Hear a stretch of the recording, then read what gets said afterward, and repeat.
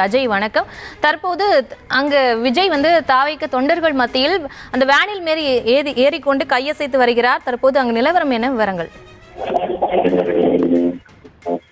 தமிழக வெற்றி கழகத்தினுடைய தேர்தல் பரப்புரை, முதற்கட்ட தேர்தல் பரப்புரை என்பது திருச்சியில தொடங்கியது.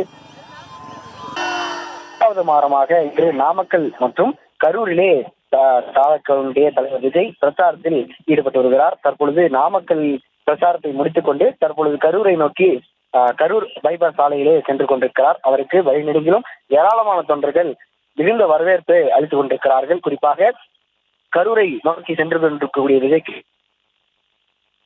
ஏற்பாடுகள் என்பது ஏற்பாடு செய்யப்பட்டிருக்கின்றது. அங்கு கிட்டத்தட்ட ஏராளமான தொண்டர்கள் அவர் செல்லக்கூடிய பிரச்சார வாகனத்தின் முன்பு நின்று அவருக்கு உற்சாக வரவேற்பை கொடுத்து வருகிறார்கள். அங்கு அவர் அந்த பிரச்சார வாகனத்தின் மீது ஏறி அவர்களுக்கு கையசைத்தும் வரவேற்பிற்கு நன்றி தெரிவித்தும் வருகிறார். அதன் பிறகாக அவருக்கு வேல் என்று பரிசாக அளிக்கப்பட்டது. அதை பெற்றுக்கொண்டு அவர்களுக்கு முதலாக கையசைத்தும் நன்றி தெரிவித்தார். அதன் பிறகாக தற்பொழுது கரூரை நோக்கி இதை ஏராளமான தொடர்ந்தும் வந்து கொண்டிருக்கின்றார்கள். தமிழக வெற்றி கழகம் தரப்பில் பல்வேறு கட்டுப்பாடுகள் விதிக்கப்பட்டது, வழிகாட்டு நெறிமுறைகளும் கொடுக்கப்பட்டது.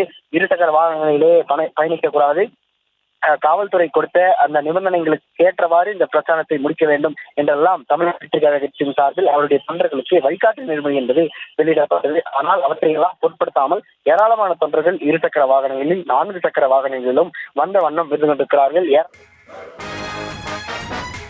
விவரங்களுக்கு நன்றி அஜய்.